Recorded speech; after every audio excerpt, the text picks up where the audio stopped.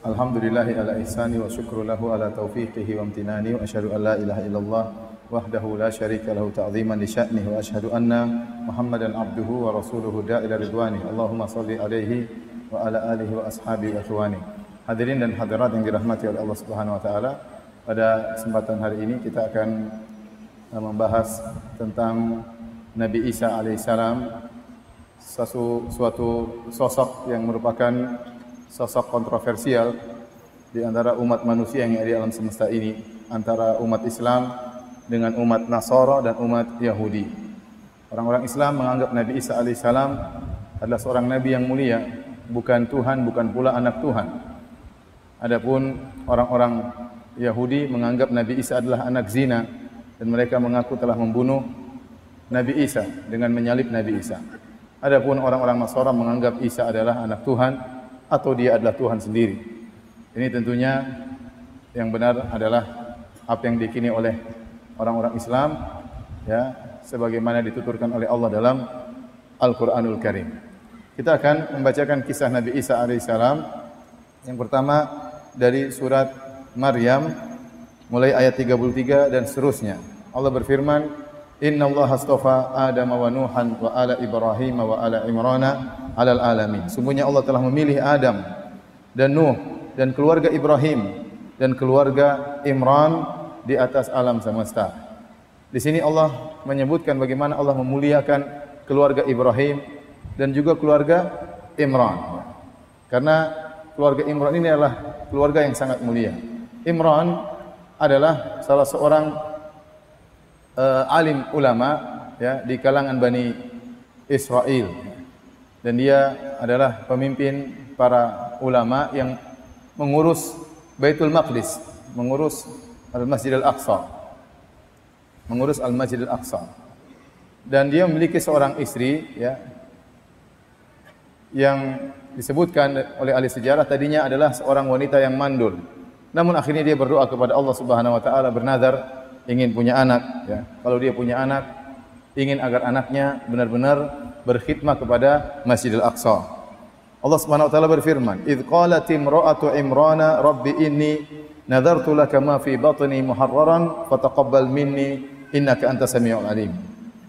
Dia berdoa, ya Allah, anugerahkanlah kepada aku bernazar, ya, kalau aku punya anak maka dia akan menjadi seorang anak yang berkhidmah kepada engkau, yaitu berkhidmah kepada Masjid Aqsa, maka terimalah nadarku ini. Sungguhnya engkau maha mendengar lagi maha mengetahui. Dan dia tidak tahu isi perutnya laki atau perempuan.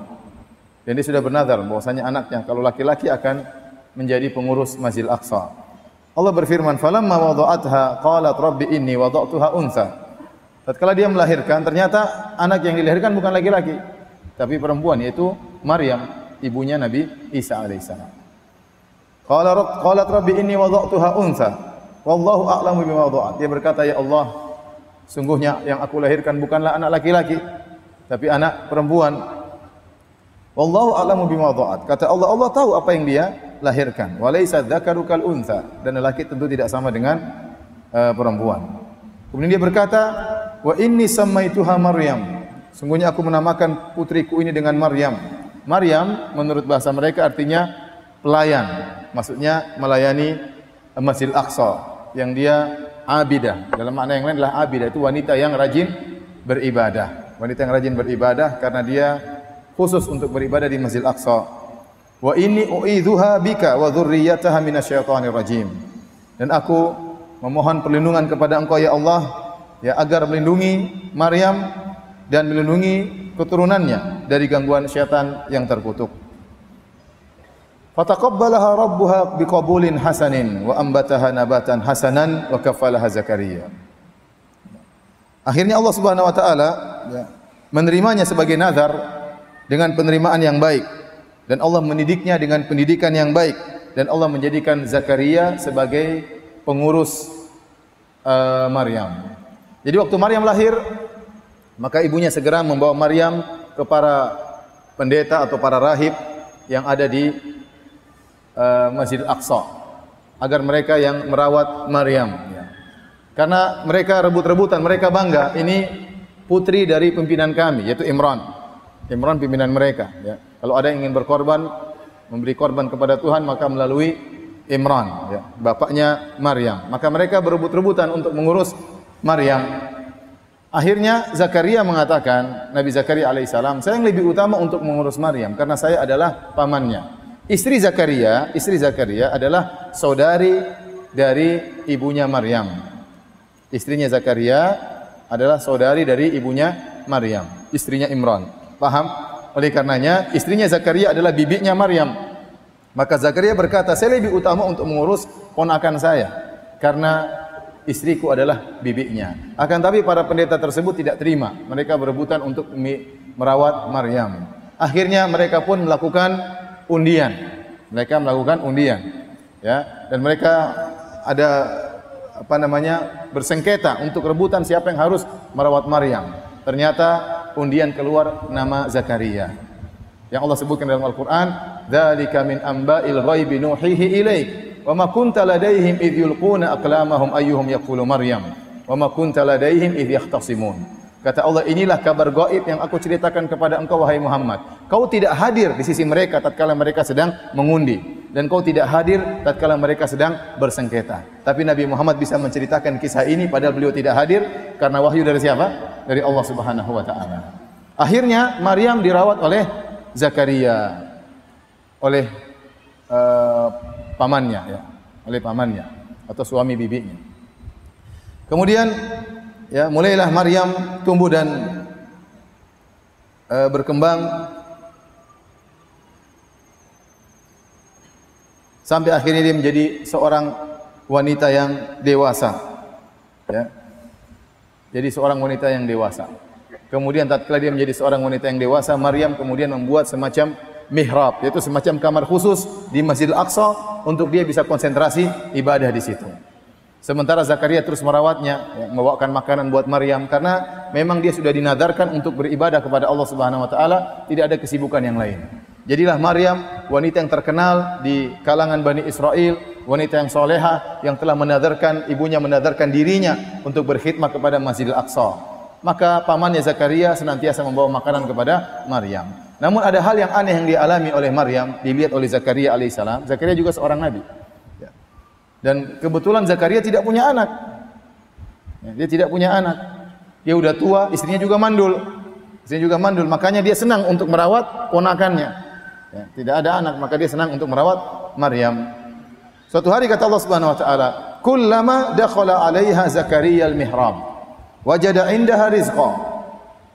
Setiap kali Zakaria masuk di kamarnya Maryam, dia mendapati ada makanan, ada rizki di situ. Dia heran. Siapa yang ngantarin makanan ini kepada Maryam? Qala ya Maryam anna laki hadha. Maka Zakaria bertanya, wahai Maryam, dari mana kau dapatkan rizki ini? Qalat huwa min indillah. Kata Maryam, ini dari Allah Subhanahu wa taala. Innallaha yarzuqu may yasha'u bighairi hisab. Sungguhnya Allah memberi rizki ya kepada siapa yang Dia kehendaki tanpa perhitungan. Disebutkan oleh para ahli tafsir, Zakaria heran. Dua hal yang aneh. Pertama, kok tiba-tiba ada makanan ini di kamar Maryam? Tidak ada yang mengantar karena dia yang bertanggung jawab untuk merawat Maryam. Siapa yang antar makanan? Yang kedua, makanannya juga aneh. Di musim panas ada buah-buah yang tidak tumbuh di musim dingin. Tatkala di musim dingin tiba-tiba ada buah-buah di kamar Maryam yang tidak tumbuh kecuali di musim panas. Maka aneh bagi Zakaria, maka dia bertanya, "Anna laki hadza?" Dari mana kau dapat makanan seperti ini? Maka kemudian Maryam mengatakan, dari Allah Subhanahu wa taala. Disitulah kemudian Allah berfirman, "Hunalika da'a Zakaria rabbah." Maka tatkala itu Zakaria pun berdoa kepada Allah Subhanahu wa taala, qala rabbi habli min ladunka dzurriyyatan thayyibah. Ya Allah, anugerahkanlah kepadaku keturunan yang baik, innaka antas sami'ud du'a, sungguhnya engkau maha mendengar dan mengabulkan doa. Tadinya Zakaria sudah tidak ada harapan untuk punya anak. Pertama dia sudah sangat tua dan istrinya mandul. Tapi tatkala dia melihat keajaiban Maryam yang tinggal di mihrab saja, tahu-tahu ada makanan datang dan makanannya pun aneh. Di musim dingin tiba-tiba ada buah-buah yang tidak tumbuh kecuali di musim panas, dan di musim panas tiba-tiba ada buah yang tidak muncul tidak keluar kecuali di musim dingin. Maka dia melihat ada keajaiban pada Maryam. Maka tatkala itu dia memberanikan diri untuk berdoa kepada Allah, minta agar punya anak. Yang Allah abadikan dalam Di awal surat Maryam. Inni wahanal azmu minni washta'ala ar-ra'su shayba wa lam akum bi du'aika rabbi syaqiyya wa inni khiftul mawaliya min wara'i wa kanat imra'ati aqira fa hab li min ladunka waliya. Dia mengatakan, ya Allah, sungguhnya aku sudah sangat tua, tulangku sudah sangat lemah, rambutku sudah beruban. Orang kalau sudah tua susah punya anak. Kemudian istriku mandul, tapi saya tidak pernah putus asa dari doamu ya Allah. Maka dia pun berdoa dan ternyata Allah kabulkan hingga dia punya anak namanya Yahya. Intinya hadirin dan hadirat yang dirahmati oleh Allah Subhanahu wa taala, mulailah Maryam semakin terkenal di kalangan Bani Israel ya, bahwasanya dia adalah seorang wanita yang sangat salehah, bertakwa kepada Allah Subhanahu wa taala. Dan dia sudah bertekad untuk ya berkhidmah kepada Masjidil Aqsa ya. Sampai akhirnya Allah Subhanahu wa taala ingin memberi kemuliaan kepada Maryam dengan memberikan seorang anak tanpa bapa, yaitu Nabi Isa alaihissalam. Allah sebutkan kisah bagaimana Maryam mengandung, bagaimana ujian yang dia alami tatkala melahirkan Nabi Isa. Allah Subhanahu wa taala berfirman dalam surat Maryam ayat 16 dan seterusnya. Kata Allah, "Wadhkur fil kitabi Maryama idzin tabadat min ahliha makanan syarqiyya." Dan sebutkanlah atau ingatlah dalam Al-Qur'an tentang kisah Maryam, ceritakan tentang kisah Maryam. Tatkala dia menjauh dari keluarganya di suatu tempat di sebelah timur Masjidil Aqsa. Itu dia ingin lebih konsentrasi. Ya, dia agak menjauh, kemudian dia membuat suatu tutupan. Fattakhadat min dunihim hijaban. Dia membuat suatu hijab menghalangi dia agar orang tidak ada yang mengganggu dia untuk dia bisa konsentrasi beribadah. Tujuannya dia menjauh ke arah timur, meninggalkan Masjidil Aqsa untuk lebih konsentrasi beribadah, dan dia pasang hijab. Tiba-tiba Allah uji. Fa arsalna ilaiha ruhana fatamatsala laha basharan sawiyya. Maka kami pun mengirim kepada Maryam ruhana, yaitu malaikat Jibril. Fatamatsala laha basharan sawiyya, dan malaikat Jibril menjelma menjadi seorang lelaki yang sawiyya. Sawiyya itu artinya sempurna, sangat tampan. Sangat tampan, malaikat Jibril menjelma menjadi seorang lelaki yang sangat tampan. Kemudian dia bertemu dengan Maryam. Maryam kaget. Dia sudah pasang hijab, tiba-tiba muncul lelaki yang sangat tampan di hadapan Maryam. Maka dia pun segera berkata, qalat inni a'udzu birrahmani minka in kunta taqiyya. Maka segera dia berlindung kepada Allah. Dia seorang wanita digoda dengan lelaki yang tampan seperti ini, tempat yang jauh tidak ada yang lihat. Ini godaan berat bagi Maryam. Apalagi lelaki tersebut sangat tampan karena dia adalah malaikat Jibril. Maka langsung dia berkata, a'udzu birrahmani minka. Aku berlindung kepada Allah dari engkau, dari godaanmu. Dia menyangka lelaki ini ingin melakukan keburukan. Dia menyangka lelaki ini ingin menzinahinya, ternyata ingin merayunya, ternyata itu malaikat Jibril. Kemudian dia mengatakan, in kunta taqiyya. Kalau kau memang bertakwa, dia ingatkan. Pertama dia meminta perlindungan dari Allah untuk dirinya, yang kedua dia ingatkan, wahai fulan, hendaknya kau bertakwa kepada Allah Subhanahu wa taala, jangan menggodaku. Kemudian malaikat Jibril menjawab, dan ini menunjukkan ya Maryam ya alaihi salam adalah seorang wanita yang suci ya. Wa Maryam badata Imran allati ahsanat farjaha. Dan Maryam yang telah menjaga kemaluannya ya, wanita yang suci, tidak sebagaimana tuduhan orang-orang Yahudi yang mengatakan Maryam adalah wanita yang berzina dengan seorang tukang kayu. Sehingga lahirlah Isa alaihissalam. Ya, tatkala dia digoda oleh seorang lelaki yang tampan seperti ini, dia segera berlindung kepada Allah Subhanahu wa taala, bahkan dia ingatkan, bertakwalah engkau kepada Allah Subhanahu wa taala. Akhirnya Jibril pun berkata, qala innama ana rasulu rabbiki li ahaba laki gulaman zakiyya. Sungguhnya aku adalah utusan dari Tuhanmu untuk mengabarkan engkau akan mendapatkan anugerah seorang anak yang suci. Maryam lebih kaget lagi. Qalat anna yakunu li gulamun wa lam yamsasni basharun wa lam aku baghiya. Bagaimana aku bisa punya anak sementara aku tidak pernah disentuh oleh lelaki sama sekali, dan aku bukanlah wanita pezina. Dan benar kata Maryam, seorang wanita tidak mungkin punya anak kecuali dengan dua cara ini. Disentuh oleh lelaki, atau dia wanita pezina sehingga hamil di luar nikah. Bagaimana saya bisa punya anak, kata Maryam? Wahai malaikat, bagaimana saya bisa punya anak? Tidak ada laki yang pernah menyentuhku. Walam yamsasni bashar. Dan ini kalimat yang indah dalam Al-Quran. Aku tidak pernah disentuh oleh seorang laki pun. Walam aku bagiya, dan aku bukan seorang wanita pezina. Apa kata malaikat Jibril? Qala kadzaliki qala rabbuki huwa alayya hayyin. Demikianlah Rabbmu mengatakan itu mudah bagiku. Kalau ingin menghadirkan, menganugerahkan anak tanpa lelaki mudah bagi Allah Subhanahu wa taala. Walinaja'alahu ayatan linnas, agar ini dijadikan sebagai bukti kekuasaan Allah. Allah bisa menciptakan manusia tanpa bapak. Wa rahmatan minna, dan sebagai rahmat dari kami. Wa kana amran maqdiya, dan ini suatu perkara yang sudah ditetapkan. Tidak bisa kau menghindar wahai Maryam, kau pasti punya anak. Maka benarlah, ya. Akhirnya setelah itu Maryam pun mengandung. Allah menceritakan bagaimana Maryam tatkala mengandung. Kata Allah, "Fahamalathu fantabadat bihi makanan qasiyya." Maka dia pun mengandung. Antum bayangkan, Maryam bingung apa yang harus dia lakukan. Dia dikenal sebagai wanita yang soleha, wanita yang suci. Tiba-tiba kalau pulang ke kampung tahu-tahu mengandung, apa kata orang? Kalau dia bilang ini datang tiba-tiba, orang enggak ada yang percaya. Mendaktarkan 100 saksi bahwasanya saya hamil tanpa disentuh lelaki, tidak ada yang percaya, tidak ada yang percaya. Zaman dulu tidak percaya, apalagi zaman sekarang, apalagi zaman now. Siapa yang mau percaya dia punya anak tanpa disentuh lelaki? Itu bayangkan bagaimana nafsiyatuha, ya, bagaimana kejiwaan psikologi Maryam tatkala itu. Berat. Akhirnya waktu dia mengandung, dia semakin menjauh. Takut dilihat oleh orang, takut jadi bahan pembicaraan orang. Bagaimana orang tahu kalau dia dalam kondisi hamil? Apa kata orang kampung, apa kata keluarganya, apa kata masyarakat, apa kata pendeta-pendeta. Sementara dia dikenal sebagai wanita yang soleha. Ujian yang sangat besar bagi Maryam. Kata Allah, "Fahamalathu fantabadat bihi makanan qasiyya." Dia pun mengandung Nabi Isa alaihissalam.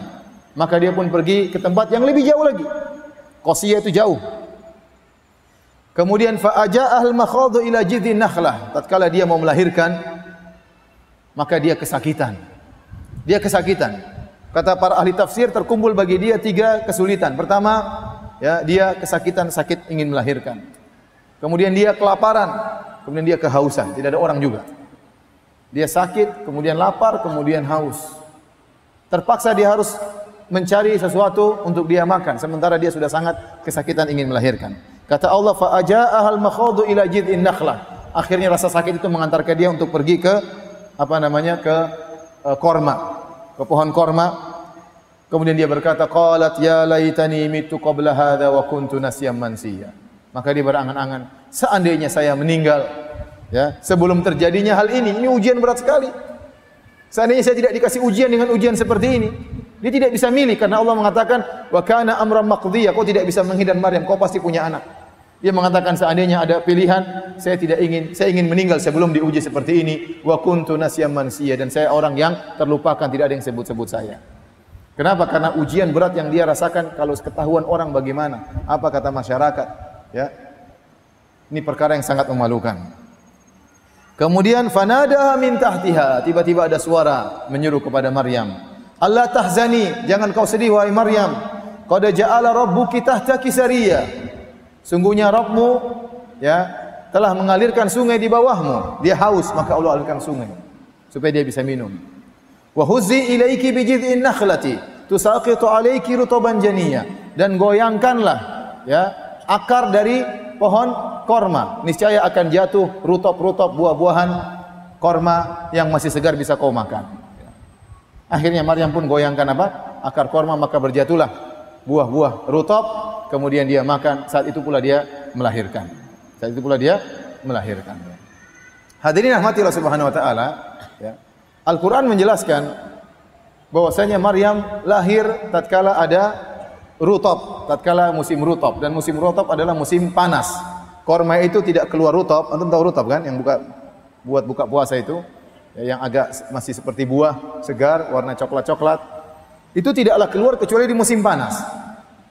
Jadi menurut Al-Quran, Nabi Isa bukan lahir di musim dingin, sebagaimana yang dipahami oleh kaum Nasrani yang lahir pada tanggal 25 Desember tatkala musim salju, ya. Musim salju, ya. Santa Claus turun kemudian bagi-bagi hadiah. Saya kemarin saya jalan sama teman ikhwan jenggot panjang di Malaysia, kita duduk, tahu-tahu ada orang barat, orang kafir, orang Nasrani. Dia lihat teman saya jenggotan, dia ketawa-ketawa. Kenapa ketawa? Kayak Santa Claus katanya. Saya lupa ternyata Santa Claus jenggotan. Ternyata Santa Claus jenggotan. Dan itu juga yang disebutkan dalam Injil. Injil dalam Injil Lukas 2 ayat 6 sampai ayat 11. Injil menceritakan tentang bagaimana proses kelahiran Nabi Isa. Ya. Kata dalam Injil Lukas, ketika mereka di situ, tibalah waktunya bagi Maria untuk bersalin, untuk melahirkan. Dan ia melahirkan seorang anak laki-laki, anak yang sulung. Lalu dibungkusnya dengan lampin dan dibaringkan di dalam palungan, karena tidak ada tempat bagi mereka di rumah penginapan. Di daerah itu, perhatikan di sini, di daerah itu ada gembala-gembala yang tinggal di padang menjaga kawanan ternak mereka pada waktu malam. Jadi pada waktu Maria atau Maryam melahirkan Isa atau Yesus versi mereka, ya, ternyata di kondisi di mana gembala-gembala sedang menjaga gembalaan mereka di waktu malam keluar di padang. Dan ini tidak mungkin musim dingin kata para ulama. Karena kalau musim dingin, kambing-kambing itu dimasukkan dalam kandang. Masa musim dingin dikeluarkan di padang, kedinginan, ada salju turun. Jadi menunjukkan bahwasanya kambing-kambing dikeluarkan di padang atau di rumputan itu musim panas, apalagi di malam hari. Itu berarti musim panas. Jadi yang benar, Nabi Isa lahir di musim panas, bukan di musim dingin. Adapun tanggal 25 Desember adalah musim apa? Musim dingin. Taib. Dan ini juga pelajaran bagi kita. Allah mengatakan wa huzzi ilaiki bijid'in nakhlati tusaqit alayki rutuban janiyya. Wahai Maryam, goyangkanlah akar pohon korma. Niscaya akan turun korma-korma yang masih muda, masih rutop, ya. Saya tanya sama antum, Maryam dalam kondisi lemah, dalam kondisi mau melahirkan, kesakitan yang amat parah. Kalau dia goyang akar pohon, pohonnya goyang atau tidak? Enggak, antum aja yang goyang enggak akan goyang, percaya aja. Kalau antum pergi ke Madinah, antum pergi ke pohon korma, antum goyang bawah, ente yang goyang. Pohonnya enggak goyang. Pohonnya enggak goyang. Kalau mau goyang dari atas mungkin, kalau dari bawah mau goyang enggak mungkin. Apalagi Maryam dalam kondisi sangat parah, sakit, akan melahirkan, enggak mungkin dia bisa goyang pohon. Tetapi Allah menyuruh Maryam untuk melakukan sebab. Yang penting ada usaha. Hasilnya serahkan kepada Allah Subhanahu wa taala. Maka terkadang kita melakukan sebab kecil, hasil di luar daripada yang kita persangkakan. Kenapa? Karena Allah yang mengatur. Yang penting Anda mencari sebab. Anda mencari sebab, Anda melakukan ikhtiar kalau istilah kita. Tapi akhirnya Maryam makan, kemudian air mengalir, dia bisa minum dari air tersebut, lahirlah anaknya. Sendirian dia melahirkan anaknya. Bagaimana sedihnya apa? Maryam. Ujian bagi Maryam, wanita yang sangat solehah, ibundanya Nabi Isa alaihissalam. Maka Allah berkata, "Fakuli washrobi wa qarri aina." Wahai Maryam, makanlah buah korma tersebut, minumlah dari sungai tersebut, wa qarri aina, bahagialah engkau, senanglah engkau. Ya, hilang kesulitan yang dia hadapi. Dia lihat anaknya yang dia cintai lahir, ya, tanpa ayah. Kemudian kata Allah, "Fa imma tarawinna minal bashari ahadan." Kalau kau melihat seorang manusia, faquli inni nadartu lirrahmani sauman falan ukallimal yawma insiya. Kalau kau ketemu seorang, katakan saya telah bernadar kepada Allah, aku tidak mau bicara sama siapapun. Jadi Allah suruh Maryam bernadar untuk tidak usah berbicara. Kenapa? Karena percuma Maryam berbicara. Maka Allah sudah tenang, Maryam tenang, sudah enggak usah ngomong. Kata Allah seakan-akan demikian. Kamu enggak usah ngomong wahai Maryam. Tidak mungkin kau bisa jelaskan keanehan ini kepada masyarakat. Akal mereka tidak akan bisa terima, nalar mereka tidak akan bisa terima. Ya, penting kamu enggak usah ngomong. Bukan tugasmu untuk menjelaskan, karena enggak mungkin kau bisa menjelaskan. Maka Allah memerintahkan Maryam untuk diam. Terkadang kita ada suatu masalah, kita mau jelaskan orang tidak bisa terima. Ya sudah enggak usah dijelaskan. Diam saja. Apalagi kasus seperti Maryam binti Imran. Kemudian Allah menjelaskan bagaimana ujian yang dihadapi oleh Maryam. Fa'atat bihi qaumaha tahmilu. Maka dia pun setelah melahirkan Nabi Isa, dia susui Nabi Isa, si kecil Nabi Isa alaihissalam, kemudian dia bawa pulang kampung. Subhanallah, heboh ya. Ini Maryam yang dikenal sebagai wanita soleha, yang mengkhidmahkan dirinya kepada Masjid Aqsa, yang tidak pernah berkenalan dengan seorang lelaki pun, yang tidak pernah tersentuh oleh seorang lelaki pun, yang selama ini menghilang, kita kira dia beribadah, ternyata dia berzina. Ujian berat dihadapi oleh Maryam. Maka dia pun bawa anaknya, tahmilu, dia gendong. Orang-orang mulai mengingkari. Qalu ya Maryamu laqad ji'ti syai'an fariya. Wahai Maryam, sungguh kau telah melakukan kemungkaran yang sangat besar. Ya ukhta Harun, ma kana abuki imra'a sau'in wa ma kanat ummuki baghiyah. Kok bisa kok seperti ini wahai saudarinya Harun? Ya, bisa jadi Maryam punya saudara namanya Harun ya. Bukan Nabi Harun ya. Nabi Harun ya, bukan tinggal di zaman Maryam ya. Maryam jauh setelah Nabi Harun ya. Tetapi mereka Bani Israel dahulu menamakan anak-anak mereka dengan nama-nama para nabi ya. Jadi ada yang menyangka, Ustaz, apakah Maryam saudaranya Nabi Harun? Tidak ya. Nabi Harun saudaranya Nabi Musa. Maryam jauh sekali di bawah itu ya. Zamannya sangat jauh.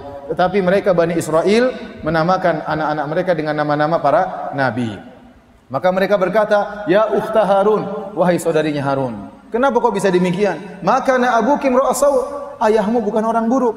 Wa makanat ummuki baghiyah, ibumu juga bukan pezina. Kok kamu bisa begini? Kamu nuruni siapa? Dari mana bisa seperti ini?"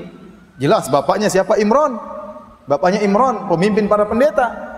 Ibunya wanita soleha, dikenal oleh masyarakat. Bagaimana kamu bisa demikian? Ini dalil bahwasanya menguatkan pada umumnya buah jatuh tidak jauh dari pohonnya.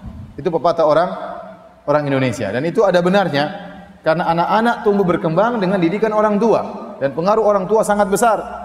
Kata Nabi SAW, kullu mauludin yuladu alal fitrah fa abawahu yuwahhidanihi au yunassiranihi au yumajjisanihi. Setiap anak dilahirkan dalam kondisi fitrah, kedua orang tuanya lah yang merubah dia menjadi Yahudi atau Nasrani atau Majusi. Pengaruh orang tua sangat besar. Kalau orang tua di rumah sering bohong, anaknya jadi nanti suka tukang bohong. Kalau orang tua di rumah sering angkat suara teriak-teriak, anaknya juga, putrinya nanti. Kalau seorang wanita di rumah suka teriak-teriak sama suaminya, nanti putrinya juga suka teriak-teriak sama suaminya. Kalau bapaknya pelit, anaknya juga pelit. Ini pada umumnya, namun tidak harus demikian. Namun pada umumnya demikian, buah jatuh tidak jauh dari pohonnya. Kalau pepatah Arab mengatakan, faman syabaha abahu fama zalam. Barang siapa yang mirip dengan bapaknya, maka dia tidak berbuat zalim. Wajar kalau dia mirip dengan bapaknya. Ya. Ada anak saya cerita sama saya, dia gibahi temannya. Abi, teman saya pelit sekali Abi. Dalam hati saya tahu bapaknya juga pelit sama. Tapi saya tidak jawab begitu sama anak saya. Jadi akhlak anak tidak jauh dari akhlak orang tua. Ini pada umumnya, namun tidak selalu demikian. Ya. Oleh karenanya Maryam tidak bisa menjawab. Mereka tanya, kenapa bisa punya anak? Ayo Maryam, kenapa bisa punya anak? Allah sudah bilang jangan ngomong. Kamu sudah bernazar tidak akan bicara sama siapapun. Tidak ada cara lain. Maryam fa asyarat ilaih. Maryam bilang, tanya anak saya. Asyarat ilaih. Dia tidak ngomong, tapi dia mengisyaratkan agar kalian bertanya kepada putraku Nabi Isa. Qalu kaifa nukallimu man kana fil mahdi sabiyya. Kata mereka, wahai Maryam, jangan aneh-aneh. Gimana kita bisa ngomong sama anak kecil masih disusuin? Jadi Maryam sudah aneh, sekarang jadi kayak begini, suruh ngomong sama anak kecil. Bayangkan ya, kalau kita mungkin stres kayak begini, Maryam yang Allah uji dia, Allah tahu dia mampu untuk menghadapi ujian. Saking beratnya ujian sampai-sampai tadi kita sebutkan dia berangan-angan sudah meninggal sebelum datang ujian ini. Karena dia khawatir tidak bisa menghadapi ujian yang berat, perkataan manusia, omongan manusia tentang harga dirinya. Akhirnya mereka berkata, bagaimana kami bisa ngomong sama anak yang masih engkau susui, masih kau gendong? Tiba-tiba Nabi Isa berkata, ngomong Nabi Isa, qala inni abdullah, sungguhnya aku ini adalah hamba Allah. Ataniyal kitaba wa ja'alani nabiyya. Allah telah berikan kepadaku Injil dan Allah akan menjadikan aku seorang nabi. Wa ja'alani mubarakan aina ma kuntu, dan Allah menjadikan aku berkah dimanapun aku berada, yaitu aku akan mengajarkan ilmu dimanapun aku berada. Nabi Isa adalah seorang guru, di mana saja dia mengajarkan ilmu kepada murid-muridnya. Dimanapun dia berada dia berkah. Wa awsani bis salati waz zakati ma dumtu hayya. Dan Allah telah mewasiatkan kepada aku, memerintahkan aku untuk salat dan untuk bayar zakat selama aku masih hidup. Wa barram bi walidati, dan Allah telah memerintahkan aku untuk berbakti kepada ibundaku ini. Walam yaj'alni jabbaran syaqiyya, dan Allah tidak menjadikan aku seorang yang sombong, ya, orang yang angkuh dan orang yang sengsara. Wassalamu alayya yauma wulidtu wa yauma amutu wa yauma ub'atsu hayya, dan keselamatan akan aku rasakan tatkala aku lahir, tatkala aku meninggal, dan tatkala aku dibangkitkan. Benar, Nabi Isa mendapat keselamatan tatkala dia lahir. Dia tidak diganggu. Jadi semua anak diganggu setan sehingga menangis, Nabi Isa lahir dalam kondisi tidak menangis. Karena ibunya, istrinya Imran, neneknya Nabi Isa pernah berdoa, inni u'idzuha bika wa dzurriyyataha minasyaitonir rajim. Ya Allah, aku minta perlindungan kepada Engkau agar setan tidak mengganggu putriku Imran dan agar tidak mengganggu keturunannya. Itu Nabi Isa alaihissalam. Baik. Setelah itu, apakah Nabi Isa berbicara terus? Jawabannya tidak. Menurut pendapat ulama, Nabi Isa cuma ngomong sebentar saja untuk menghilangkan tuduhan kepada Maryam bahwasanya dia seorang wanita pezina. Maka Allah menjadikan Nabi Isa bisa berbicara. Oleh karena Nabi Isa, menurut pendapat yang rajih, pendapat yang kuat, ya, dipilih oleh Asy-Syaukani dan yang lainnya, Nabi Isa bukan menjadi seorang nabi sejak kecil. Keberadaan dia bisa ngomong bukan menjadikan dia nabi sejak kecil. Kalau dia jadi nabi, dia sudah berdakwah masih kecil kan susah kan? Sudah dakwah. Innal hamdalillah nahmadu. Masih kecil repot.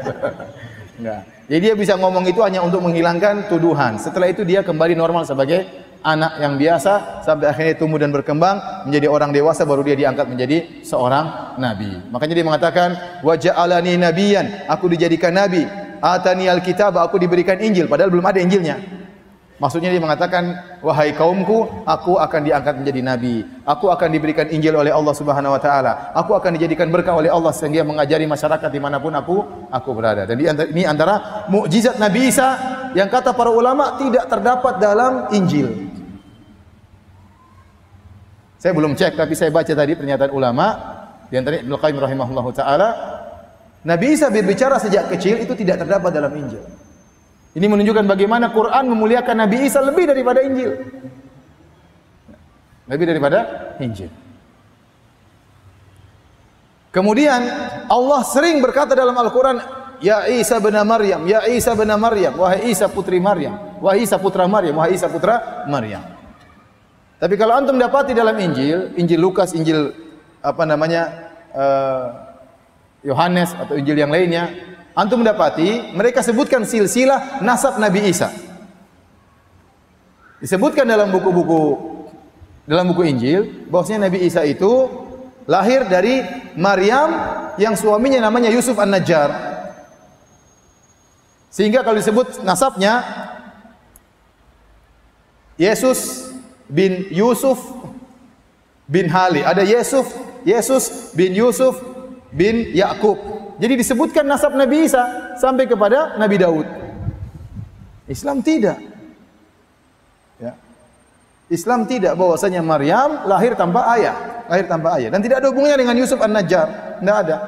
Maryam tidak pernah dilamar oleh Yusuf, ya, An-Najjar, apalagi menikah dengan Yusuf, apalagi punya anak dari Yusuf, tidak ada.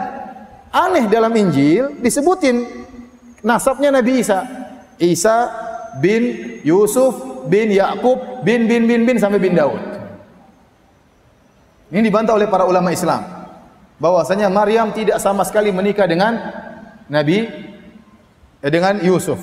Dan lihat bagaimana Islam memuliakan Nabi Isa untuk menghilangkan tuduhan bahwasanya Maryam berzina dan menunjukkan kehebatan Nabi Isa bisa lahir tanpa ayah. Itu dalam Al-Qur'an.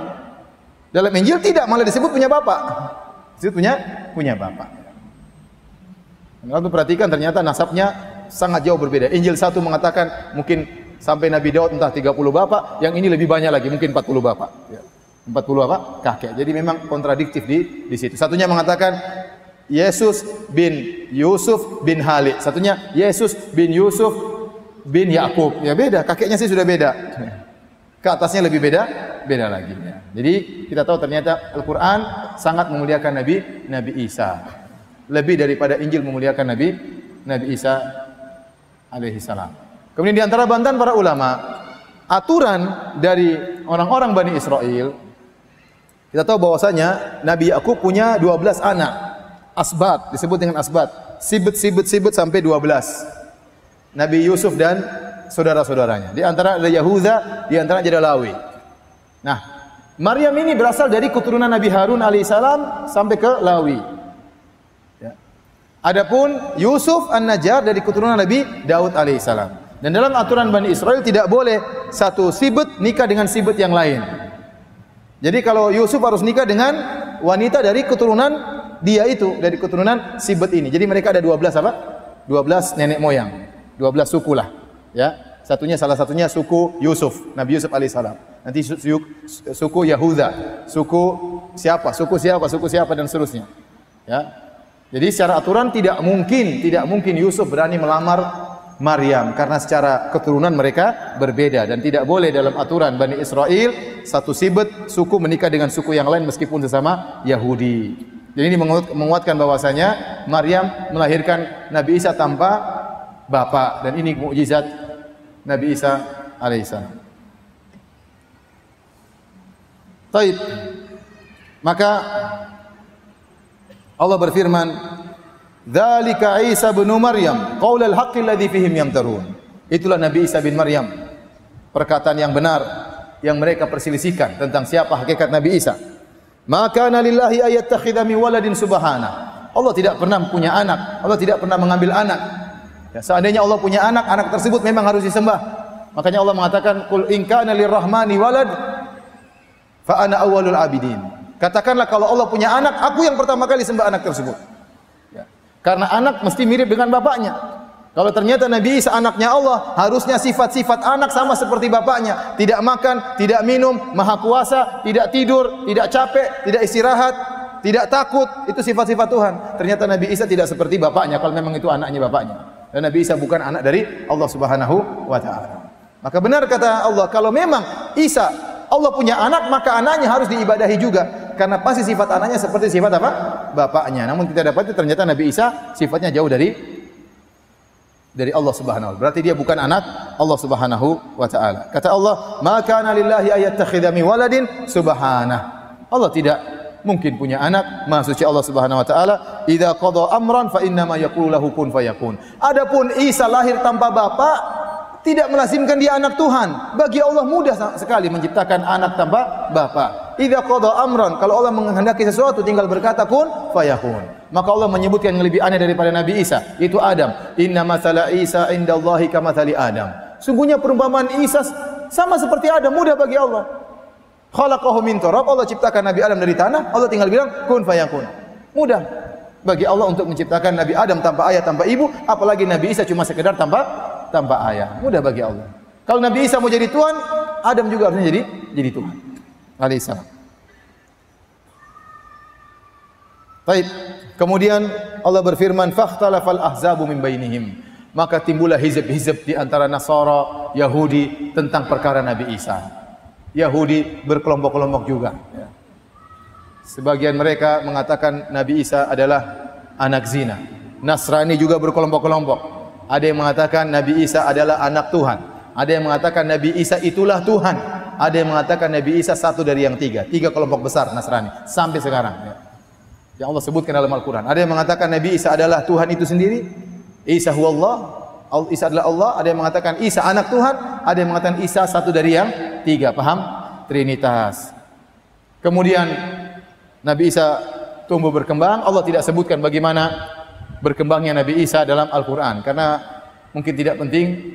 Ya, yang penting setelah itu bagaimana dakwahnya Nabi Isa alaihissalam. Maka di antara dakwah yang disampaikan Nabi Isa kepada orang-orang Yahudi, Nabi Isa konsentrasi untuk mendakwahi penyimpangan-penyimpangan yang dilakukan orang Yahudi. Mereka terjerumus dalam kesyirikan, mereka menganggap Uzair adalah putra Allah, mereka melakukan hal-hal penyimpangan, maka Nabi Isa nasihati mereka. Nabi Isa nasihati mereka. Rupanya mereka tidak suka dengan Nabi Isa. Mereka tidak suka dengan Nabi Isa. Kenapa? Karena Isa dari Maryam dan Maryam dari Lawiyah, dari Sibet Lawi, dari suku Lawi. Sementara orang-orang Yahudi menyatakan Nabi harus dari keturunan Daud. Mereka tidak terima Nabi Isa. Dan mereka yakin bahwasanya Nabi terakhir nanti akan muncul, akan menjadi hebat dan membawa kejayaan bagi orang-orang Yahudi. Ternyata Nabi Isa tidak demikian. Waktu dia berdakwah di zaman tersebut yang menguasai adalah Romawi. Di bawah kerajaan Romawi ada Yahudi, tengah-tengah itulah lahir Nabi Isa. Waktu Nabi Isa lahir, Nabi Isa ternyata tidak memprovokasi rakyat untuk memberontak terhadap kerajaan Romawi. Dia tidak berbicara tentang politik sama sekali. Dia bicara tentang tauhid, tentang akhlak, tentang perbaikan akhlak, sehingga orang Yahudi tidak suka. Ini Nabi model apa kayak begini? Kita mau Nabi yang memberontak kemudian menjadi menguasa, Yahudi menguasai dunia. Akhirnya mereka ingin membunuh siapa? Nabi Isa. Apalagi Nabi Isa merubah aturan-aturan agama mereka yang tadinya diharamkan dihalalkan oleh Nabi Isa. wa liuhilla lakum. Ya, untuk aku menghalalkan apa yang dahulunya pernah diharamkan bagi kalian orang Yahudi. Yahudi tidak terima. Pendeta-pendeta mereka kemudian hasad kepada Nabi Isa. Akhirnya mereka memprovokasi kerajaan Romawi untuk menangkap Nabi Isa alaihissalam. Azan ya? Berapa menit lagi? Sudah habis? Ya sudah, kita lanjutkan habis apa? Habis salat Isya insyaallah taala. Assalamualaikum warahmatullahi wabarakatuh. Bismillahirrahmanirrahim. Assalamualaikum warahmatullahi wabarakatuh. Alhamdulillah, salatu wassalamu ala Rasulillah wa ala alihi wa ashabihi wa man tabi'ahum bi ihsan ila yaumil qiyamah, ma ba'd. Hadirin dan hadirat yang dirahmati oleh Allah Subhanahu wa taala, kita lanjutkan tentang kisah Nabi yang mulia, Nabi Isa alaihissalam, ya. Kemudian Nabi Isa alaihissalam tumbuh berkembang, kemudian di masa muda ya, dia diangkat menjadi seorang rasul dan mulailah beliau berdakwah. Dan Allah Subhanahu wa taala memberikan beberapa mukjizat kepada Nabi Isa alaihissalam, terutama berkaitan dengan masalah kedokteran.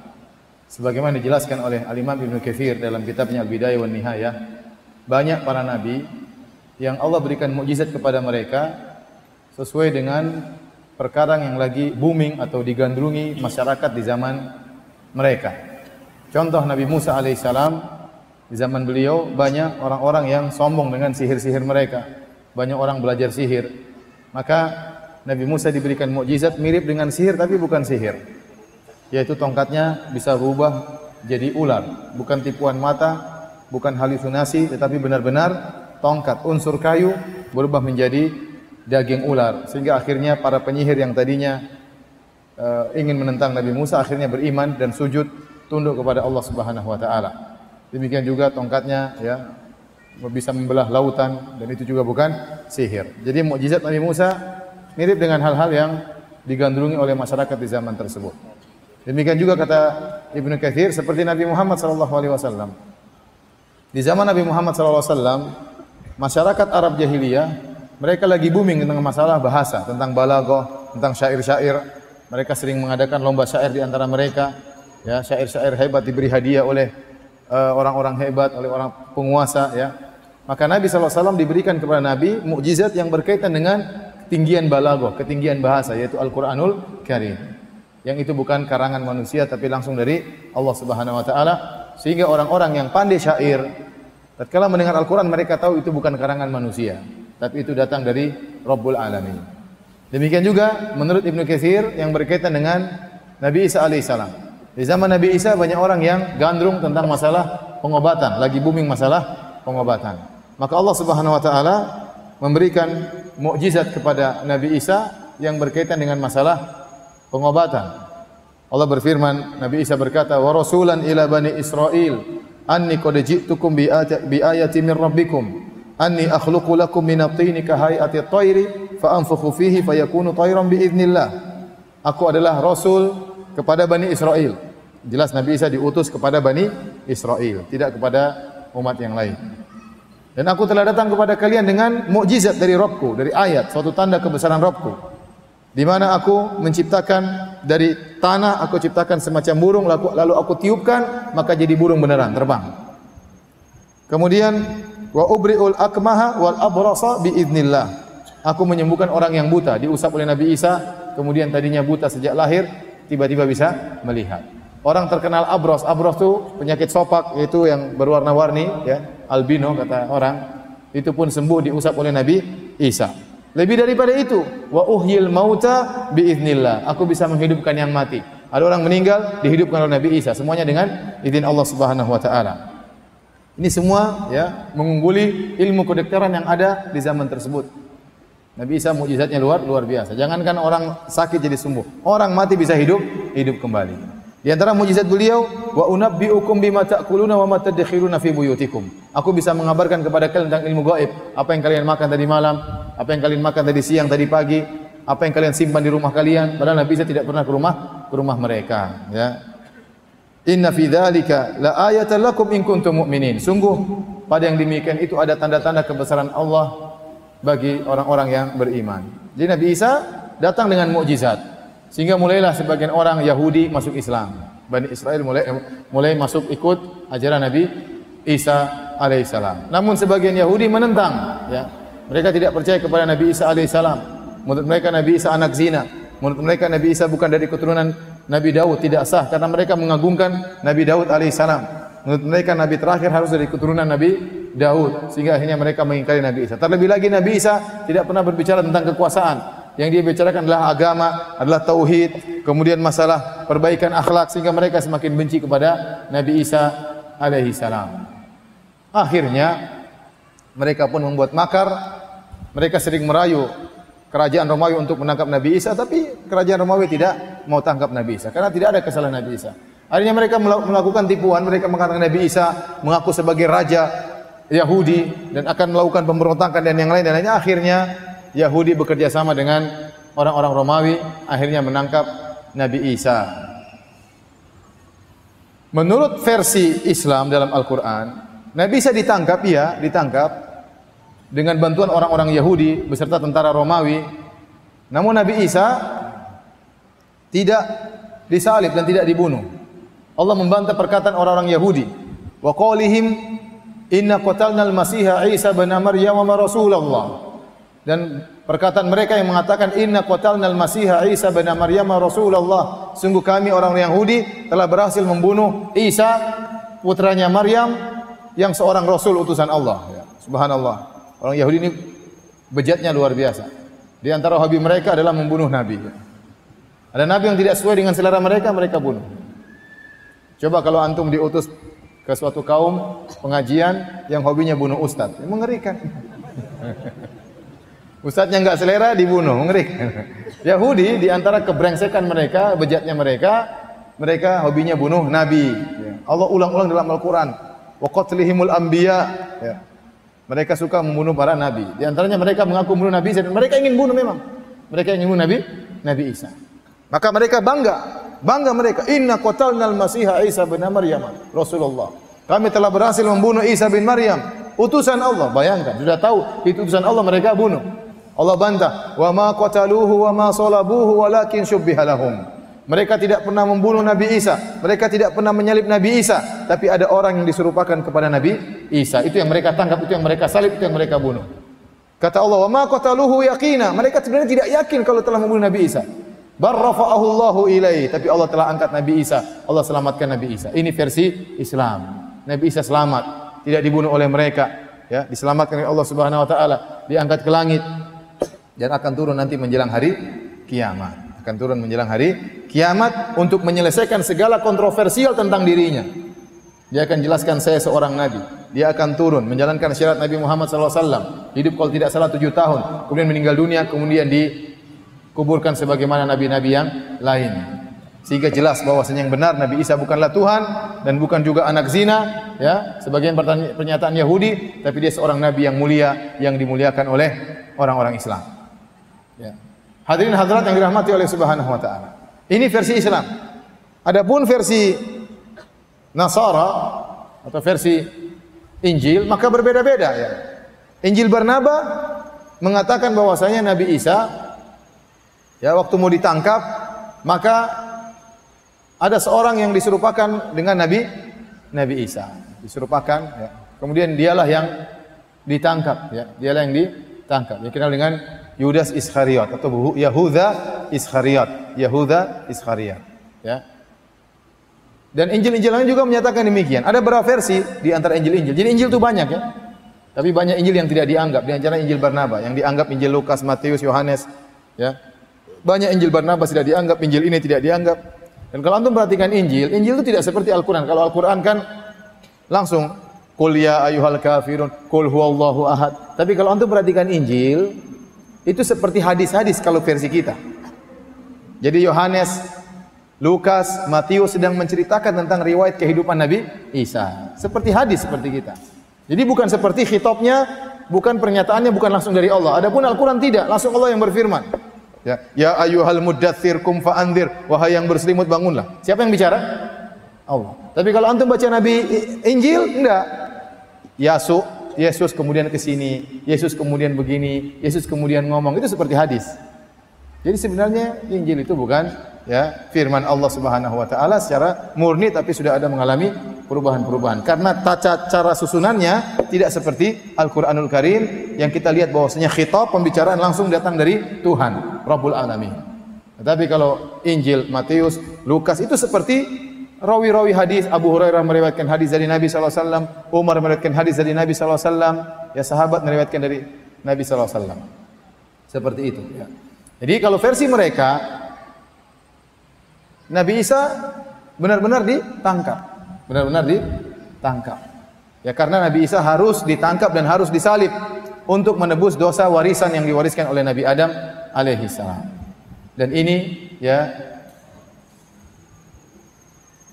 tidak pernah diajarkan oleh Nabi Isa alaihi salam. Inilah khurafatnya orang-orang Nasara. Sehingga khurafat ini mengantarkan mereka menganggap Nabi Isa adalah anak Tuhan, ya. Baik. Hadirin dan hadirat yang dirahmati oleh Allah Subhanahu wa taala, saya ingin jelaskan secara sederhana tentang khurafat ini, ya. Jadi, orang-orang Nasara punya keyakinan bahwasanya Adam alaihissalam waktu dia makan buah khuldi, dia bersalah, maka dia berdosa. Tatkala dia berdosa diturunkan ke dunia, maka dosanya menjadi dosa turunan. Jadi dosa turunan. Setiap anak Adam yang lahir dari keturunan Adam semuanya sudah membawa dosa warisan. Adapun Islam tidak demikian. Wala taziru waziratu wizra ukhra. Alla taziru waziratu wizra ukhra. Tidak ada seorang menanggung dosa orang lain.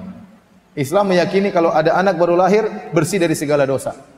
Makanya orang yang berhaji hajinya mabrur, kata Nabi sallallahu alaihi wasallam, raja'a min dzunubihi ka yaumin waladathu ummuhu. Barang siapa yang hajinya mabrur, maka dia bersih dari dosa-dosanya seperti baru lahir dari perut ibunya. Bagaimana anak baru lahir kita bilang dia berlumuran dosa?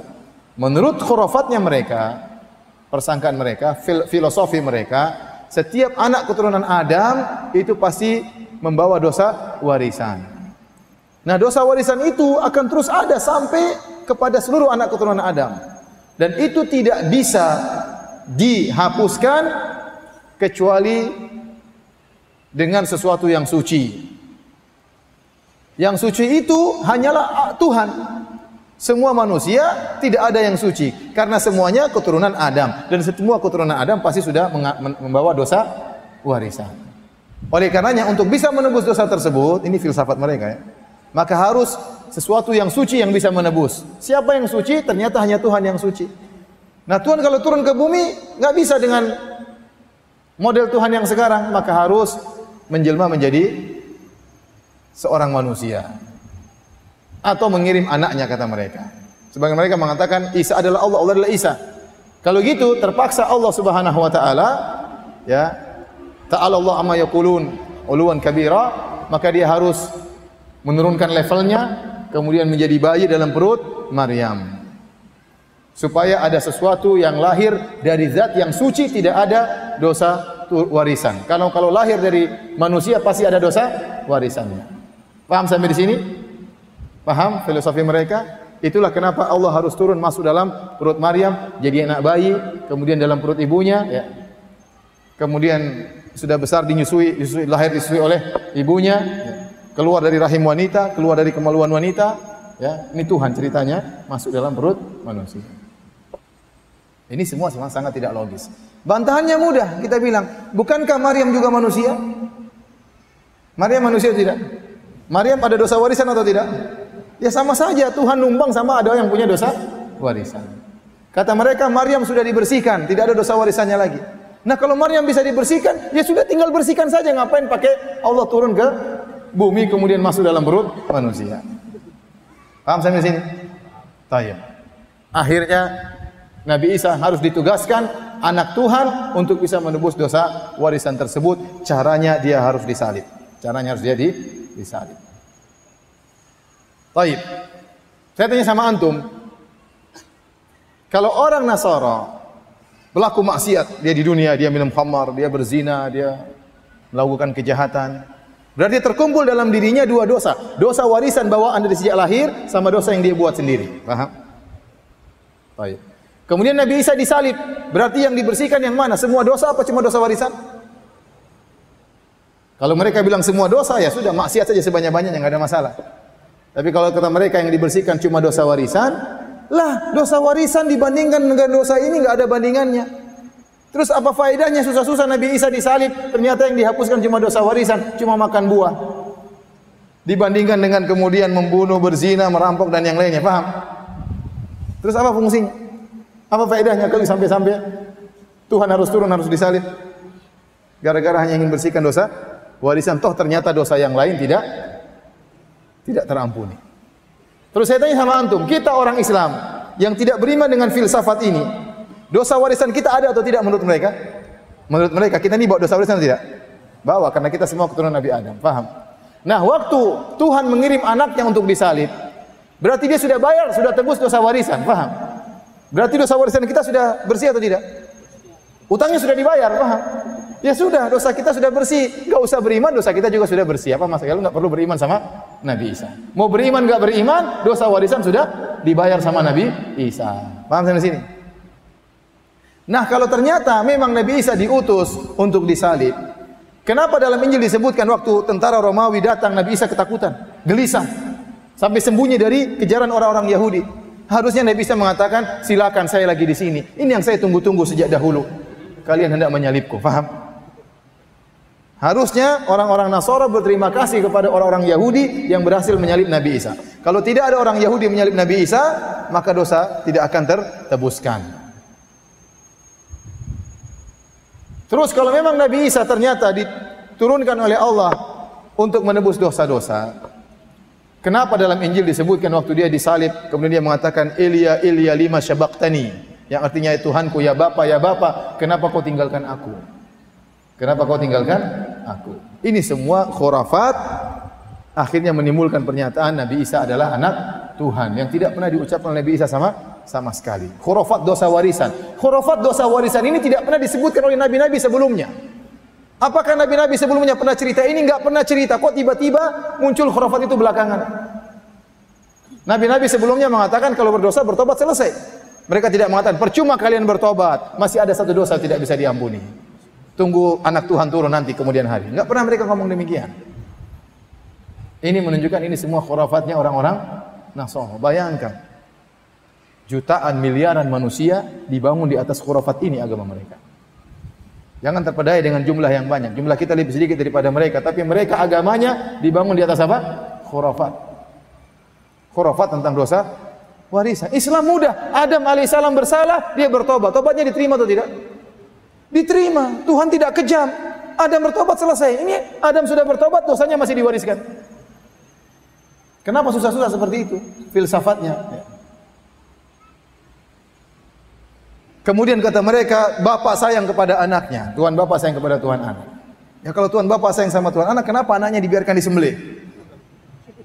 Sedangkan Allah Subhanahu wa taala waktu menyuruh Ibrahim menyembelih Ismail, apakah Ibrahim menyembelih Ismail jadi atau tidak? Tidak jadi. Kenapa? Allah kirim apa? Kirim kambing, kirim domba untuk mengganti anak orang. Ini anaknya sendiri dibiarin apa? Disembelih.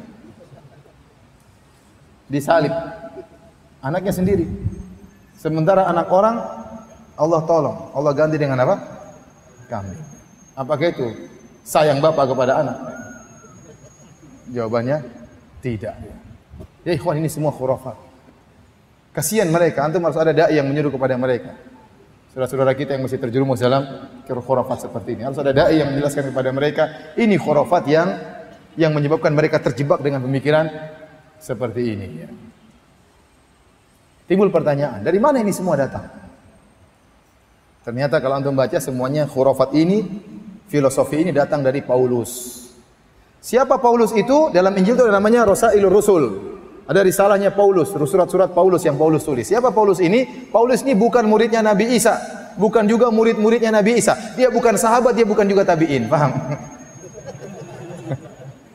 Dia ini seorang Yahudi yang memusuhi Bani Israel. Dia paling benci kepada Masihiyin, paling benci kepada pengikut Nabi Isa. Bahkan dia sebutkan dalam risalahnya, dia selalu menyiksa orang-orang pengikut Nabi Isa. Sampai suatu hari dia berjalan dengan tujuan untuk menyiksa Bani Israel, pengikut Nabi Isa, tiba-tiba Tuhan Yesus datang mengangkat dia sebagai seorang rasul. Jadi akhirnya dia angkat supaya dia menjadi naik jadi rasul, Yesusnya harus jadi Tuhan, paham? Begitu logika dia. Sehingga dia dianggap sebagai seorang rasul. Sementara Hawariyin, para penolong Nabi Isa tidak ada menganggap dirinya sebagai rasul, tidak ada. Mereka murid-murid Nabi Isa, mereka sahabat Nabi Isa, tidak mengaku sebagai seorang apa? Rasul. Nah, ini logikanya Paulus ini, Nabi Isa diangkat jadi Tuhan sehingga dia menjadi nabi. Nabinya Tuhan. Dan aneh, baru ada sejarah nabi seperti ini. Antum baca seluruh sejarah nabi, dari Nabi Adam sampai Nabi Muhammad SAW. Apakah ada nabi asal muasalnya penjahat kemudian tiba-tiba jadi nabi? Tidak ada. Paulus ini sedang penjahat ya. Dia ingin suka membunuh orang pengikut Nabi Isa. Dia sebutkan sini dalam Injil dia sebutin. Dan dia sedang berjalan ingin menyiksa Bani Israel, tiba-tiba diangkat menjadi Tuhan.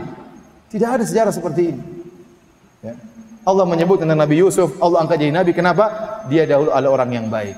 Kadzalika najzil muhsinin. Demikian kami beri balasan kepada orang yang baik. Dalam ayat banyak. Demikian kami beri balasan kepada orang yang baik sehingga kami angkat dia menjadi seorang nabi. Kami angkat dia sebagai seorang rasul. Kenapa dia orang baik? Ini sekarang enggak, karena dia penjahat. Maka kami angkat dia menjadi seorang rasul. Ini semua tidak logis. Dan alhamdulillah antum tahu nikmat Islam, ya, nikmat akidah. Antum tidak menyembah manusia, antum tidak menyembah nabi, antum tidak menyembah malaikat, antum tidak menyembah jin. Yang antum mencipta, yang antum sembah adalah pencipta alam semesta. Maka kita bersyukur kepada Allah Subhanahu wa taala di atas nikmat Islam. Baik, para hadirin Allah Subhanahu wa taala, jadi dalam Islam Nabi Isa tidak meninggal, tidak disalib, dia diangkat, barrafa'ahullahu ilai, Allah angkat ke arah Allah, yaitu ke atas. Ya, ada yang mengatakan dia berada di langit kedua karena siap untuk turun tatkala menjelang hari kiamat. Nanti tatkala datang Imam Mahdi, kemudian muncul Dajjal, baru kemudian Nabi Isa turun untuk membunuh Dajjal, dan setelah itu tidak lama kemudian tegaklah hari kiamat. Demikian para hadirin dan hadirat yang rahmatillah subhanahu wa taala, kisah singkat tentang Nabi Isa alaihissalam, semoga bermanfaat. Selanjutnya kalau ada yang bertanya saya persilahkan. Sebelumnya saya ingatkan, insyaallah besok ada pengajian, tadi sudah antum dengar pada maghrib di Masjid As-Salam, Dr. Syafiq Basalamah. Dan besok pagi di Masjid Al-Ikhlas di Dukuh Bima, saya akan mengisi duet bersama Dr. Musyaffa Ad-Darini dengan judul Imam Syafi'i Sang Pembela Sunnah. Dari jam 10 sampai jam setengah 3. 2.000 pendatang pertama makan gratis ya. Tapi nggak tahu makannya apa, saya nggak tahu. Kalau mau hadir silakan.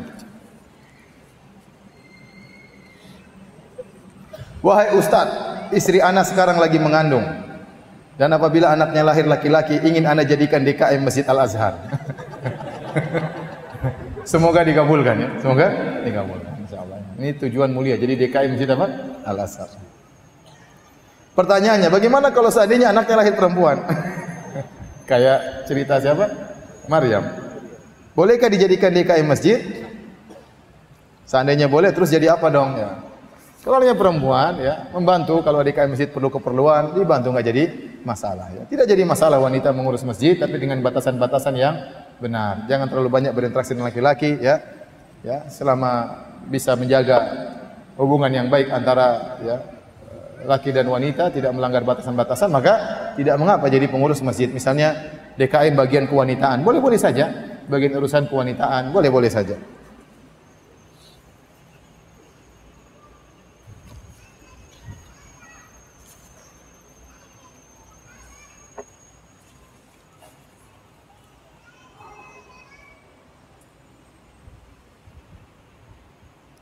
Koreksi, assalamualaikum Ustaz. Tadi Ustaz sempat bilang ada makan buah khuldi. Ya, ini sudah ya, ini saya sudah jelaskan dalam pengajian.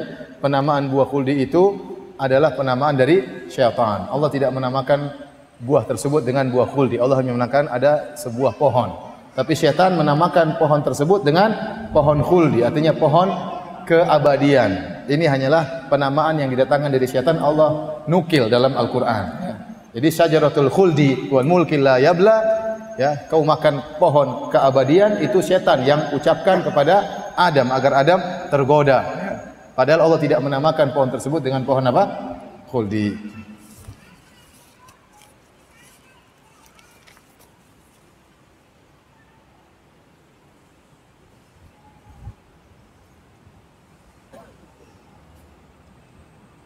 Ustaz, anak ingin bertanya, dalam Al-Quran dikatakan setiap yang bernyawa pasti mati. Nah, yang saya ingin tanyakan, apakah Nabi Isa sudah mati atau belum? Jawabannya belum. Ya. Nanti dia akan meninggal, dia turun, kemudian hidup seperti normal, 7 tahun kalau nggak salah, baru kemudian apa? meninggal. Baru kemudian meninggal untuk membuktikan dia bukan Tuhan. Dia bukan Tuhan. Oleh karenanya di antara bantahan kepada Nasara, terutama yang menganggap Trinitas atau Isa adalah Tuhan, Tuhan adalah Isa. Kita tanyakan, waktu Allah menjadi bayi dalam perut Maryam selama 9 bulan, siapa yang ngurus alam semesta? Siapa yang ngurus alam semesta? Sementara dia saja butuh asupan gizi dari rahim ibunya. Pertanyaan kedua, menurut keyakinan mereka Nabi Isa benar-benar disalib, benar-benar dibunuh. Setelah itu dikuburkan, digalek, dikubur. Setelah itu setelah beberapa hari jasadnya hilang, ternyata Nabi Isa bangkit kembali. Jadi ini pertanyaan sangat membuat banyak orang masuk Islam. Di Saudi banyak orang Filipina masuk Islam gara-gara pertanyaan ini. Saya ngobrol sama seorang dai Filipina, dia bilang di antara hal yang buat mereka banyak masuk Islam gara-gara pertanyaan ini.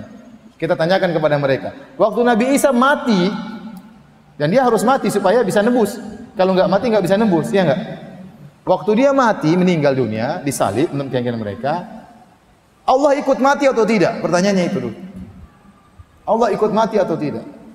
Kalau mereka bilang Allah Tuhan Bapa tidak ikut mati, ini dalil bahwasanya Isa bukan Bapa. Pecahlah, gugurlah teori Trinitas.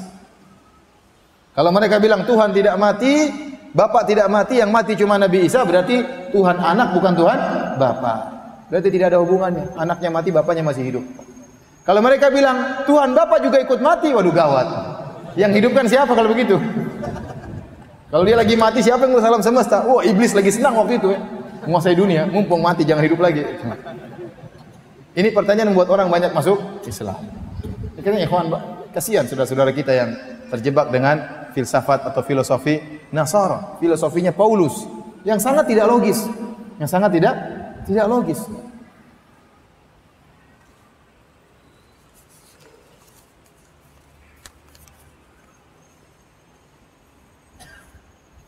Di akhir zaman siapa yang akan muncul lebih dahulu? Nabi Isa atau Ya'juj Ma'juj? Yang benar Nabi Isa terlebih dahulu. Setelah Nabi Isa membunuh Dajjal, baru kemudian keluar Ya'juj dan Ma'juj. Jadi ada buku judulnya bagus ya. Rabihtu Muhammadan walam akhsar Isa. Bukunya bagus. Judulnya Rabihtu Muhammadan walam akhsar Isa. Artinya aku beruntung beriman dengan Nabi Muhammad dan aku tidak rugi dengan Nabi Isa. Artinya apa? Kalau orang Nasrani masuk Islam, dia beruntung beriman kepada Nabi Muhammad dan dia tetap cinta kepada Nabi Isa. Paham? Tetap Nabi Isa nabi yang mulia di sisi umat Islam. Nabi Isa mulia atau tidak? Sangat mulia. Terus apa yang menghalangi mereka masuk Islam? Anda masuk Islam, Anda tidak mencela Nabi Isa, bahkan Anda muliakan Nabi Isa. Hanya saja Anda meletakkan Nabi Isa pada tempatnya, pada kedudukannya yang sesungguhnya. Sama seperti bantahan terhadap orang-orang Syiah yang kita mengatakan, ya, kita rabihtu bi sahabah walam nakhsar alal bait.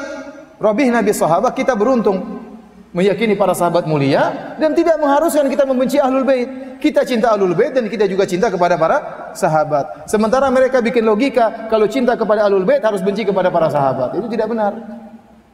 Paham? Orang Syiah membuat logika, kalau cinta kepada ahlul bait harus benci kepada para sahabat. Sama orang Nasrani punya logika, kalau cinta kepada Isa sebagai Tuhan harus benci kepada Muhammad. Kita bilang orang Islam, kita cinta kepada Nabi Muhammad dan juga cinta kepada Nabi Isa. Kita cinta kepada sahabat, cinta juga kepada ahlul bait, tidak ada kontradiksi.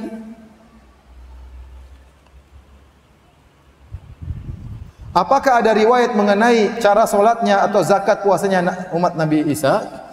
Jawabannya saya tidak tahu ya. Tapi kalau antum buka dalam Injil, Nabi Isa solat, Nabi Isa berdoa. Waktu Nabi Isa ketakutan mau ditangkap, dia solat. Ini berarti dia bukan Tuhan. Kemudian dia berdoa. Kalau Tuhan berdoa kepada siapa? Tuhan saja berdoa, apalagi dia berdoa berarti dia hamba.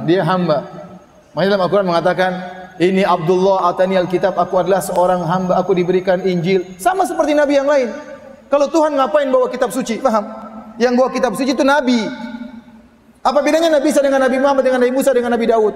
Sama-sama diutus, sama-sama bawa kitab suci. Kenapa harus yang ini jadi Tuhan? Kenapa yang ini harus jadi anak Tuhan? Sama dengan nabi-nabi yang lain.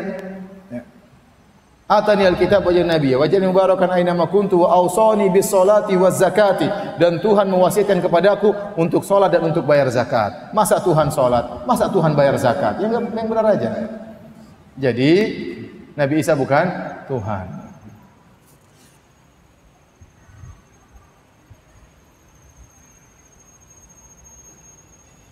Anak pernah tanya, anak pernah dengar bahwa anak itu lahir fitrah beragama Islam dan yang menjadikannya Yahudi, Majusi, Nasrani adalah orang tuanya karena kurang mendidiknya. Kakak saya saat berusia dewasa akibat dari pernikahan dia murtad ikut agama suami. Jadi kakaknya murtad ikut agama suami.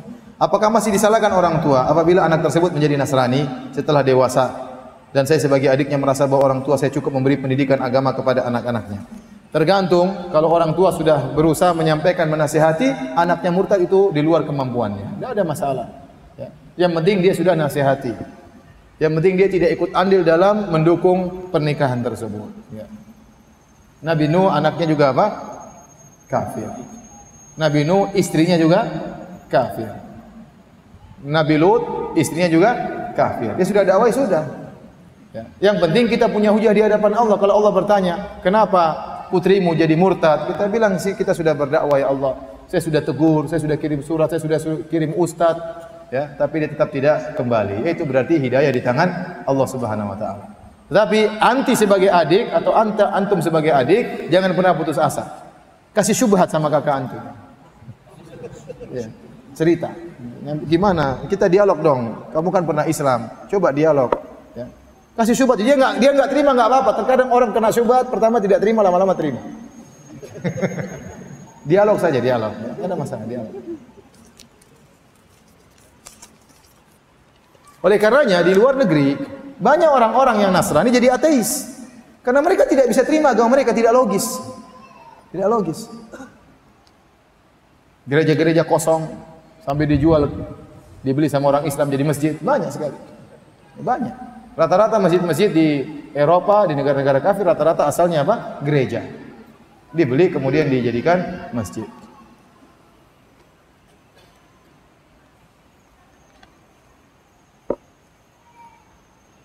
Saya dapat informasi dari Google, Google sikoh kah?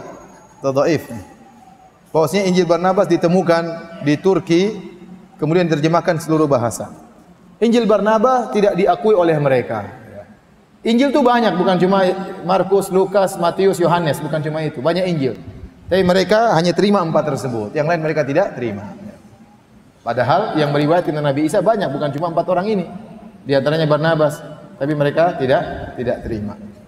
Apa standarisasi terima tidak terima? Tanyakan kepada mereka. Kenapa Injil itu ente tolak? Kenapa Injil ente terima? Sementara Injil yang ente terima saja banyak kontradiktif.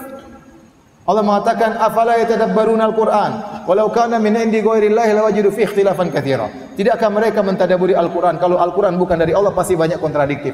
Tentang bicara Nabi Isa saja saya bacakan sini perbandingan, ya. Tentang silsilah nasab Nabi Isa saja sungguh banyak jauh berbeda. Antara Injil Yohanes dengan antara Injil Lukas dengan Injil Matius. Nah ini. Jadi ada 3. Injil Lukas, Injil Matius sama akhbar al-ayyam al-awwal. Kalau versi Injil Mata, nasab Nabi Isa sampai ke Nabi Daud cuma 32 bapak, 32 bapak. Jadi Isa bin Yusuf bin Yakub. Jadi mereka bukan Isa bin Maryam. Yang bilang Isa bin Maryam cuma Islam. Untuk memuliakan Nabi Isa, bahwasanya Isa bukan anak seorang bapak pun, tapi dia langsung diciptakan Allah tambah bapak. Sementara dalam Injil Matius, bapaknya Nabi Isa sampai ke Nabi Daud 32 bapak. Jadi Isa bin Yusuf 1, bin Yakub, bin Matan, bin Arzur dan seterusnya sampai bin Daud 32.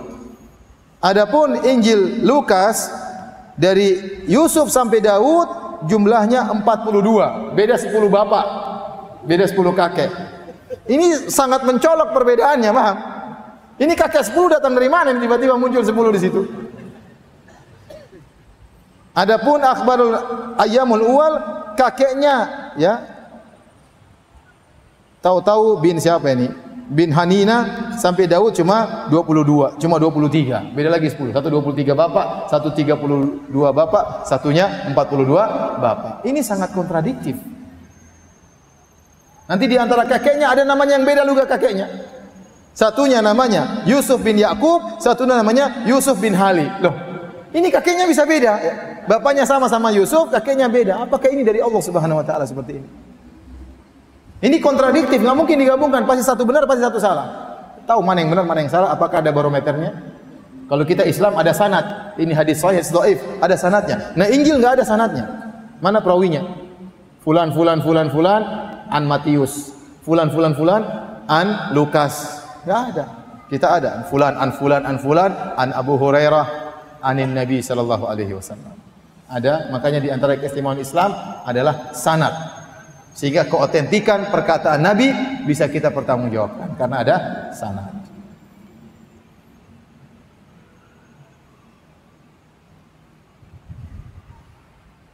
Ustadz, apa itu perkumpulan Al-Irsyad?